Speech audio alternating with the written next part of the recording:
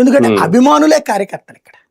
అవును. ఇప్పుడు టీడీపీ వాడు కన్వర్ట్ అయ్యి జనసేనకి రాడు, బీజేపీ వాడు కన్వర్ట్ అయ్యి జనసేనకి రాడు, వైసీపీ వాడు కన్వర్ట్ అయ్యి జనసేనకి రాడు. వచ్చిన 0.0001% వస్తారు. కాబట్టి ఆ మిగిలిన కార్యకర్తలు అది కూడా అభిమానుల్ని కార్యకర్తలుగా మార్చుకుంటున్నాడు పవన్ కళ్యాణ్. అంతే కదా. వాస్తవంగా రాజకీయ కార్యకర్త వేరు, సినీ అభిమాని వేరు. ఈయన తన అభిమానిని కార్యకర్తగా కన్వర్ట్ చేసుకుంటున్నారు.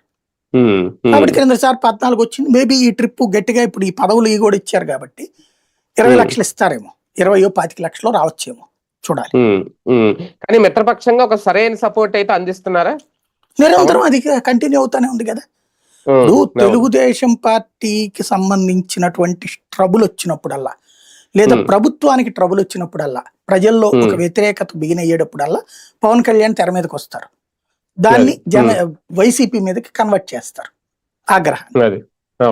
సంబంధం లేదు ఇప్పుడు వాస్తవంగా ఇవాళ జగన్ పుట్టినరోజు సందర్భంగా ఏదైనా ఇష్యూస్ జరిగినాయి అనుకుందాం, కానీ ఈయన అంతకు ముందు రోజు నుంచే మాట్లాడడం బిగిన్ చేశారు కదా.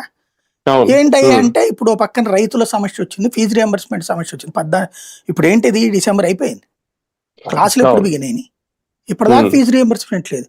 ఆరోగ్యశ్రీ ఆసుపత్రుల్లో తీసుకోవట్లేదు, చాలా ఆసుపత్రులు వదిలేసినాయి. జనాలు చచ్చిపోతున్నారు, రోగాలతో వాళ్ళు కుళ్ళిపోతున్నారు. ఇక్కడేమో చదువులకి చదవాలా లేదా అన్నది అర్థం